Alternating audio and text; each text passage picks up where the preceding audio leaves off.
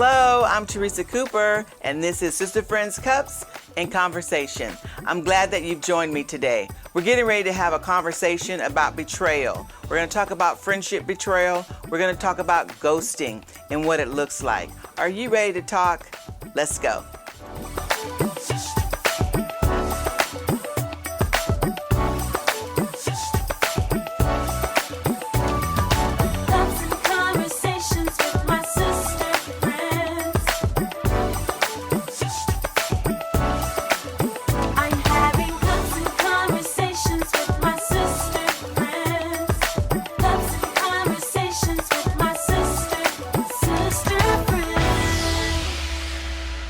Hello, welcome to Sister Friends Cups in Conversation. I'm your host, Teresa Cooper, and I'm glad that you've joined me today. I have my co-host, Catherine Young. Good to be here. Yes. And then we have two special guests today. We have LaTanya Dessasaw. Yes, ma'am. It's good to have you today. It's good to be at the table. Yes. And then we have Miss Brittany Ball. Hello, thanks for having me. Yes, thank you, Miss Brittany, for being at the table with us. And we're going to have a wonderful conversation. Our sister friends have their Sister Friends Cups. Yes. And so I'm featuring this cup today. It says Pumpkin Spice Season. Yes. And so we're towards the holidays, and I think Thanksgiving may have already passed, and we're going into December. And it's pumpkin season. Yes. And spice, pumpkin spice season. Favorite time. Yes. And everyone should be getting out your sweaters and cozying up next to a fireplace, electric fire, a gas fire, enjoying your favorite books and your favorite Hallmark movies. Yes. Yes. And so thank you for joining us today. Pumpkin spice season has begun. Yes. All right. So today we're going to be talking about betrayal. And ladies, you know, this is our 6th season, and we've had a lot of great conversations. Yes, we have. We really have. And I really just felt like I want to talk about betrayal, because most of us in our lifetime will experience some type of betrayal. And so we're going to talk about friendship betrayal and just betrayal as a whole. And yes, we have a therapist on set, Miss Brittany. Brittany, tell us a little bit about yourself. Well, I'm Brittany Ball, originally from Bossier City, Louisiana, and I am the owner of Serenity Counseling, LLC, where I provide individual counseling to adolescents and adults. Okay. So you say individual counseling, and is there a specific type of counseling? Is it family life? Is it addiction? Is it trauma? Or is this all of the above? So I do general mental health, so that could go anywhere from just depression, anxiety, into trauma, and other childhood issues and things of that sort. Okay. So of course I have high functioning clients, so they go to work, go to school, your everyday people that are dealing with relationships and things that we'll talk about today.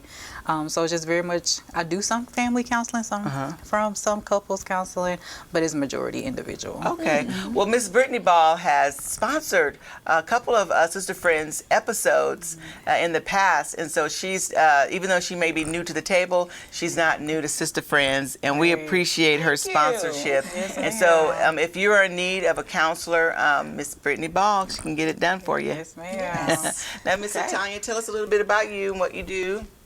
I want to start with what I don't do. Okay. Well, I am a account executive for Grand Canyon University. Yes. And basically what I do is build relationships between local businesses in the university, which is located in Phoenix, Arizona. I live in Shreveport, Louisiana. So having a local voice for for a university that's not here. It's basically who I am. Okay, and Grand Canyon's a beautiful campus. It's a great school. My son graduated from Grand Canyon, and it's also a Christian school. Christian, yes, ma'am. Yeah, so we're glad to have you, Miss LaTanya Dessasaw, an executive at the table. And Kathy, many people may not know what you do. Tell us a little bit about what you do every day. I know you're a director at The Care Parenting Center. Okay. And there we teach parenting classes to first-time moms, couples, grandparents who have gotten custody of kids, just parenting and life skill classes. All right. So this is our table, and so I'm glad that you've joined us. You know, betrayal is a violation of a person's trust or confidence. It's a betrayal of a moral standard. Betrayal is a sense of being harmed by the intentional actions intentional actions or omissions of a trusted person. So when we talk about friendship betrayal, we're not talking about just, casual relationships or, acquaintances. When we talk, because the word betrayal within itself is it's a deep wound. It's something that's heavy, and so it has to come from either an organization that you've worked for a decade or longer, or a boss that you had put confidence in and trust, and there's a breach in that leadership and employee relationship, or it could be in a marriage. But when we talk about friendship betrayal, we talk about betrayal. Is generally it has to do with somebody that had your complete trust, and that's the betrayal. Is that you didn't see it coming. It hit you from the the blind sides. Yeah. And so let me ask you, ladies, have you in your lifetime? Most of us here have lived a good. Well, we're past our 20s for sure. Have you experienced betrayal in your life at any level? I would say in the coworker type setting, but when you say it intentional, that was heavy. Yeah. Because that means somebody really out to get you. So, like we were talking before the taping, I just haven't had that in a friendship. Because that's when you say intentional, that means somebody come in with ill will to get you. Right. But in co-working settings, most definitely. Okay. How about you, Miss LaTanya? I've had betrayal in friendship, and I've had betrayal in a leadership capacity. Okay. It was in the church, actually. Okay. So it is not something like the kids say, it hit different. Yeah. It's not like betrayal from someone. I don't even know if it's considered betrayal if they're not really a friend or someone where there aren't confidences and where you have shared things with and things like that. It's betrayal I know for me, it sent me into depression. Okay. I remember being on the couch for a long time and not even being able to get up. I remember calling my mom, was like, I can't believe this happened to me, and needing somebody just to listen to me. Yeah. I remember I stopped taking phone calls. It was serious for me. So it hit different. It cut different. Yeah, absolutely. Because that person has to be close enough to you in proximity to even be able to cut you. To even be able to cut you. be able to wound you. And I think, for those of you that are watching, we're talking about betrayal. Betrayal of friendship betrayal, relationship betrayal. Because we can have friends in all sectors of our lives. It could be a friend at work. It could be a friend at at your congregation where you worship. It could be a friend within your family unit. It could be within your marital relationship. It's a betrayal. And so we're talking about that and how we can navigate through those seasons. I think I've said it earlier that most of us, if we've lived long enough, and if we continue to live, at some point, someone's going to wound us deeply. Yes. And we're living in a time right now where in society, I know, LaTanya, you brought up about feeling wounded or betrayed in a church setting, where there's a lot of that going on, where people have put confidence in organizations, whether they're spiritual organizations or whether they're school organizations. It's because when there is a trust transaction, Brittany, that happens even when we drop our kids off at school. You're trusting this school with your child, and then for some parents to find out that their child has been mistreated, and then they notified them, and they went down up the chain of command, and then nothing happens. That can be a betrayal. Can you speak to that, Ms. Brittany, in your as a counselor? So I do see this in my office a lot. So the example that you just gave, when parents drop their children off to school, please treat my child as if you would treat yours. And so when something happens on the schoolyard, it's hurtful, or if we can't get to them right away, it's hurt. It's like it hits you in the gut, like you were saying. What I'm seeing a lot of recently with young adults, so when I say young adults, 20 to 40-ish, friendships are transitioning. So we went to high school with these people or even college with these people, but then we start to get married and have children and careers and things of that sort. And these people aren't showing up for us how we thought they would. Right. Or they're not focused on our transition, but only on their own lives. And so that's what I've been hearing quite frequently, and us exploring how do we navigate those transitions. Right.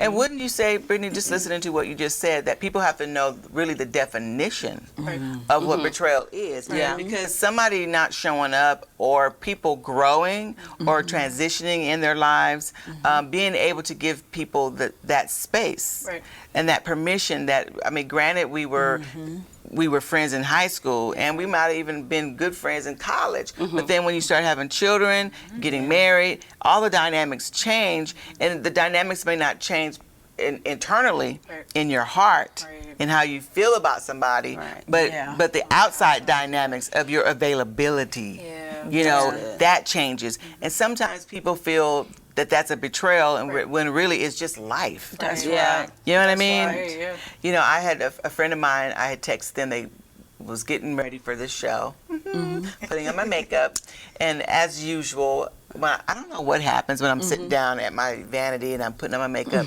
and it's like the Lord will start speaking to me, or people will come to my heart, and like I stop putting on my eyeliner to text somebody or to call somebody, because you know you have to do it when you sense it, you know. Right. And I sent a friend a text, and I said, I just want to let you know I love you today, and just some other little things that I said, and even though our lives have changed, and they responded back. I know we haven't been able to get together, but I love you too, and I can't wait till we reconnect again. And that's what real friendships look like. You know what I mean? The time, there could be a lot of time, but then when you get together, it's like there was never no space. Yes. You know? Yes. And I think so it's important to know the difference. Yeah. So how would people be able to discern the difference between what's a part of life and growing and aging and transitioning versus relating that into a form of betrayal? So a lot of the times we don't have the specific conversation. So you'll hear me say that over and over, and I tell people to think about what was that person's intention. You know, so sometimes we make an assumption. So the example I gave earlier about the life transitions with friends, that's not intentional, right? But if I bring it to your attention and you continue to behave in that way, at that point I take it as intentional, or you're not being purposeful in our friendship, and so then there's a time for another conversation.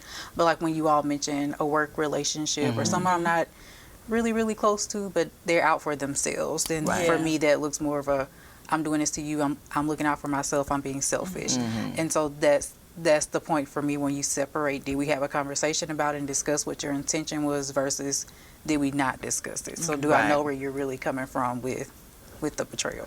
Yeah, and let me ask you this, Kathy, because I think if you know who people are in your life, I mean, like you really know who they are, you know, I mean, you don't have false expectations, then it's easy to discern what's a means to an end versus a betrayal. Like I can identify, you're my coworker.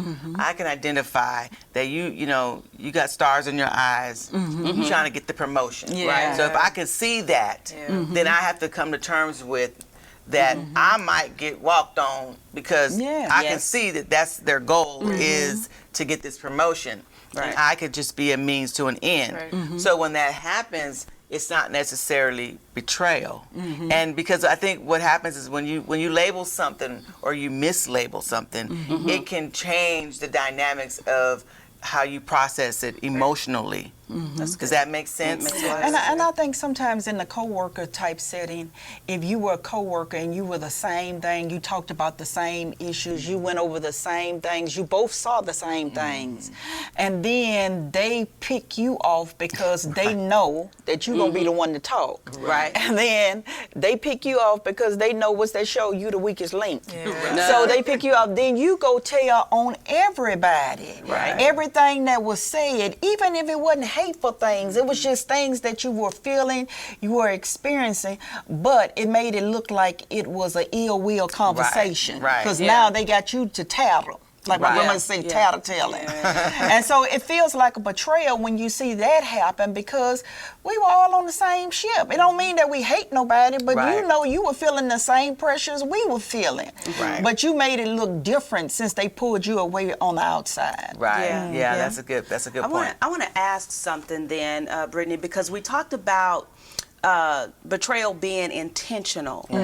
Is it possible to betray someone and initially it wasn't your intention to betray them, but when the betrayal happened, you just said, well, that's just how it happened. It is what it is. You know, suck it up. You know, So the thing I say is we can't tell anyone else how to feel. So if that person felt betrayed, they have the right to feel betrayed. And for me, that's where that conversation comes from. Can I come to you and say, hey, it felt that way? And then you can say, well, that's not what I meant, or this is what I really meant. Versus like you said, that example is like, oh, whatever. You know, did you really care about my feelings? Or where does the trust go after that? You know? Right. So if someone felt betrayed, I can't tell them, well, no, you shouldn't feel betrayed. Or that's Right. You know, if they felt that way, something was going on to make them feel that way. So you hear me say, feel your feelings, or acknowledge your feelings. And when that person says that wasn't my intent, well, hey, how were you intending that to be, or what was the purpose of that action? Yeah, what did you think was going to happen? Right. Yeah. You know, there's a new word, and I'll let each of you tell me what you think about it. In this, 2021, I don't know if it attached itself to the pandemic, or it could have been before the pandemic, but it's ghosting. You ghosted me. Oh, yeah. That's use the that new all the time. terminology. And usually that, when I looked it up, they gave quite a few. I just wrote down 3 things. Someone ghosted you to avoid a difficult conversation. They ghosted you to avoid hurting or disappointing the other person. Number 3, to protect their emotional or physical safety.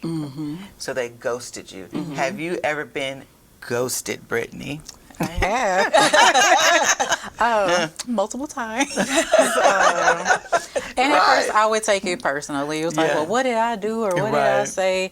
And as I've matured, it's not about me. You know, those examples that you gave, or the definitions you gave, it's a reflection of their character. So what do they have going on, or what were they avoiding? So I can't do anything about that. So like I said, as I've matured, or as I've gotten older, being able to take the blame off myself. And I can move forward, Yeah. But so, because I do think that people, when they do get ghosted, is this another terminology? I guess it could be linked to betrayal. yeah, for sure. They do take it personal, and I've been ghosted. Me too. Me too. I'm like, well, what happened? And now that everything's so social media, so then you're like, well, let me go. I'm first of all, I'm Inspector Gadget number 2. Let me go make sure. Did they really erase me? Yes.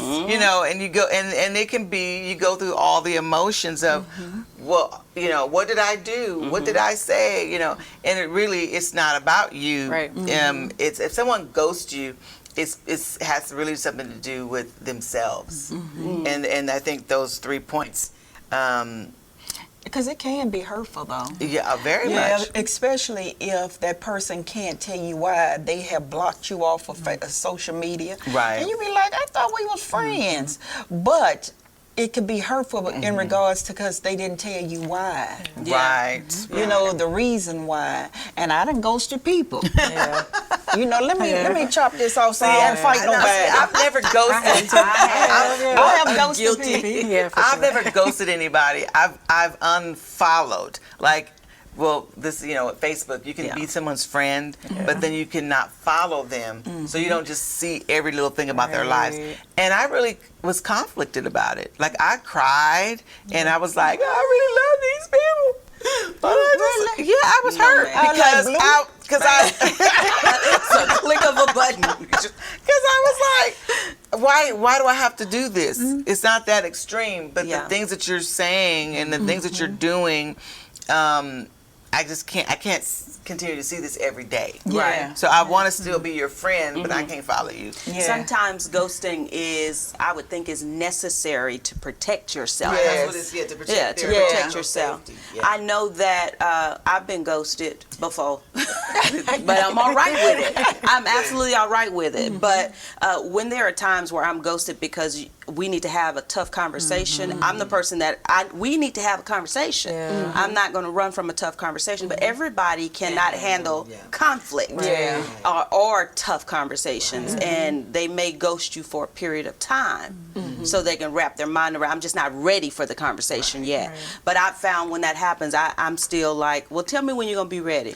Yeah. Because we still have to have this conversation. Yeah, and you do have to grow thick skin, you know, because, you know, in our profession and what we do as our mission in life is pastoring. And I've found that even it didn't matter if people relocated or moved from the ministry on good terms or on bad terms, because it was a goodbye that you weren't ready for. It just hits you in a different way. And so for my emotional safety, I had to I didn't ghost them, but I had to not follow them till I could get past the truth, which was they no longer go to our church, or they no longer, we're on good terms, but it's too painful. I need some space to get to let that settle in. You know what I mean? Right. And so that's a little different. Let me ask you, how did you move past the betrayal? You know what? I was waiting out to bring that part up because the healing process it can be difficult. It took a long time. It took years. I want to say even about 10 years actually for me to feel completely healed. And to be honest, it wasn't until I came to New Creation that I was really done, healed, happy. I can see you in public and not be like, here we go. You know. But I'm gonna tell you what the Lord did to me. Maybe about 7 years into it, you know, the Holy Spirit convicted me, and her birthday was coming up, and he said to send her flowers. And I said, devil, I rebuke you. The devil is telling me to make a fool of myself. I'm not doing it. And then I kept hearing it, and it kept bothering me. Send her flowers, send her flowers. And I finally sent her flowers, but I didn't say anything. It took me a long time it was like just anonymous flowers. And then the next year came around, and you got a card, but I still didn't have a voice-to-voice communication. It took me, I had to inch my way into my healing. So what do you think that was because, what was the cause of that? Why was you holding on so long? Because it was ministry hurt from a leader. And I was a babe in the Lord when I joined the church. I was growing in ministry. I was in seminary and, you know, growing as a leader in the church. And I ended up leaving the church. And I was embarrassed. And then I was hurt. It caused problems in my marriage. So it was multi-layered. It was just layers. This leader told me that my marriage is going to end in divorce, and they were it was toxic. And it took a long time. It was, I think, for my protection too. You know, I had to just deal with it without their help. Right, I got you. And eventually, you know, I was able to go back and preach at conferences at their church and go back and, so the Lord really, really, truly healed you. He did. Matter of fact, that bishop since passed, and I preached at her funeral. So I was able to get healing, but I mean, it took me a long time. No, so really that speaks to, you can't rush the healing process. And when you really let it happen the way that it should, and really dissect the layers of the pain, you can come out better on the other end of it. Ms. Brittany, what would be some steps you could give those that are watching that they could take to get past the pain? Before I give you the steps, I want to piggyback. Okay. Yes. Healing is about you. So it's not for that other person, the same way we talk about forgiveness. So I feel forgiveness is a big part of coming out of betrayal. So we can explore that as a step. So forgiveness, how do you define forgiveness and what that looks like, and remembering it's for you. You know, so it's not about that other person that ghosted you or betrayed you what does it look like to forgive and move on? So it may take 7 days, 7 months, 7 years, but knowing that you want to be able to move forward and form new relationships. So I would say one of the steps could be exploring forgiveness. Another step is setting boundaries. So boundaries are to protect you. So before you move forward into any other types of relationships, whether it's romantic, friend, family, know how you want to be treated and be verbal about that. So an example I use sometimes is we don't use curse words in my home. You know, so if you hear that from a family member, you may slip up every now and then. But if it's 2 or 3 months down the line and you're still doing it, the boundary is you're not welcome in my home again until you change that behavior, or you're not going to do that behavior around me and I will not allow it. So it's not you being aggressive or mean. I just need to protect the energy that's around me. Yeah. So setting a boundary, acknowledging your feelings. So like I said earlier, you can say, I feel sad, mad, angry, betrayed. Feel those feelings and talk to someone that you trust about those feelings. So when we're betrayed, our trust is broken, right? So what does our support team look like? So who can I talk to about this betrayal, or who can I talk to about this mistrust? And being able to be open and honest and vulnerable, because that's something, we feel betrayed, we draw back, or we don't want to talk to anyone else, versus what does my support team look like? So is that family, or a church group or a small group and things of that sort, so that you can fully, kind of grasp what trusting relationships look like. Yeah, Okay? I love that. What trusting relationships look like. Yeah. That's good, Miss Brittany. Thank you. One of the things that I found, and maybe one of y'all can answer this, how do you move past the suspicious behavior that you can garner towards other people? Yeah. Like, they didn't do nothing to you, Yeah. but the pain's so deep, the betrayal is so raw, it's so real, that now everybody's got a red flag, and you just, how do you move past that? You don't want to be the person that has the little stickies and making MOs on people. Click, click. So how do you thwart that? You know what? I think that I talked about this in one of my books. God told me to trust Him with my heart, because it was going to be quite different in a lot of things. When you go through different situations, and I told Lord in this certain betrayal, it was a relationship betrayal. I said, Lord, I can't do this again. I don't think I'll make it out if this happened again. And He told me to trust me with your heart, because I think sometimes we hinder ourselves when God really send good people into your life, and you misread them, or you call suspicion discernment, and they're not the same. And then you have to know your worth in the whole situation. Okay, I know how to be a good friend. I'm not going to allow a bad friend to be in my life, or someone who don't trust me, or someone who don't love me, or someone who's jealous of me, or this. I'm not going to do that, because I love me too much, because it has to be about us. For sure. And so you get to that point to where you have to trust God with your heart. And we talk about the spiritual side of it. Because He's the only one that could help us to, to jump out in that water again. Because we see a lot of people in church that have been hurt. And we want to love them, but they don't know how to love. They're afraid to love because of past hurts and betrayals. Yeah, that's so true. It's a lot of redefining of relationships. Even when you get to the point where you can, the Lord helps you to walk in forgiveness, and then of course trust is earned, and people do the things that they need to do to regain your trust, to earn your trust back. Then a lot of times the relationships have to be redefined. You could come back together. You can still walk together in agreement, but then there are some relationships that get redefined. They don't look like they used to look. And you can't fight against the whole idea of wanting to recapture something. Some things, are dead. Or some traumas were so severe that no, we can't go back to that. I can see a clear road forward, but it looks different. It doesn't look like what we had, but we're still in relationship. You know what I mean? Ephesians 4:32 says, instead, be kind to each other, tender-hearted, forgiving one another just as God through Christ has forgiven you.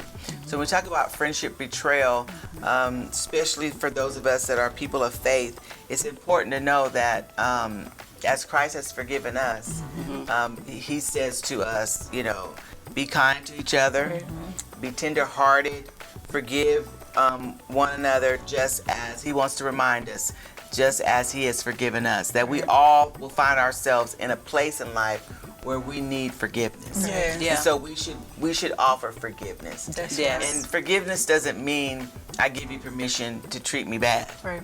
Or forgiveness doesn't mean that I give you total access. Right. Or reconnection. Or Right. or reconnection.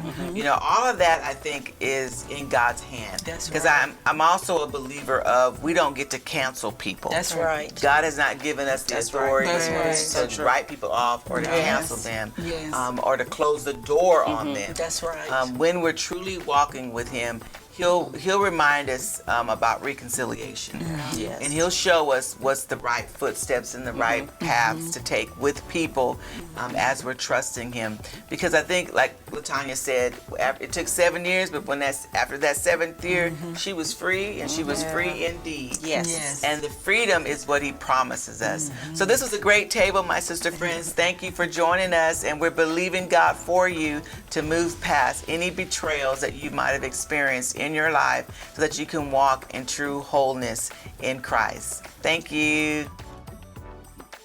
Thank you for joining the conversation today. We had a great time with Kathy, Brittany, and LaTanya talking about friendship betrayal. We talked about ghosting. We talked about the power of forgiveness and earning trust, retrusting in relationships, redefining relationships, and what they really look like. Betrayal impacts each of us differently throughout our lifetime, and this was a very important conversation. Be sure to share, be sure to like, continue the conversation, and don't forget, Something to Sip On is next.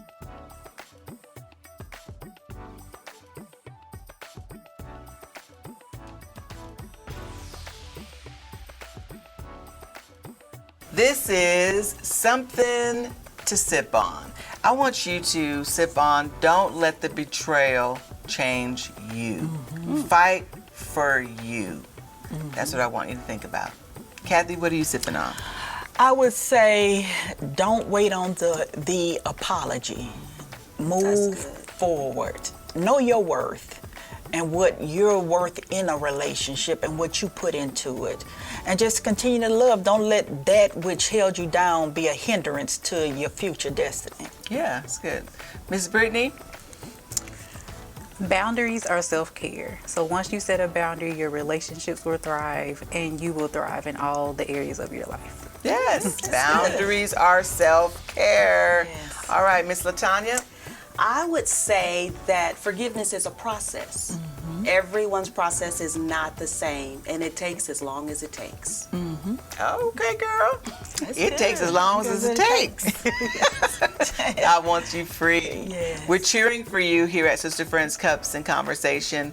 Comment in the sections, the comment section, and share this video with those that you might know that need some encouragement, some healing in their relationships. And God bless.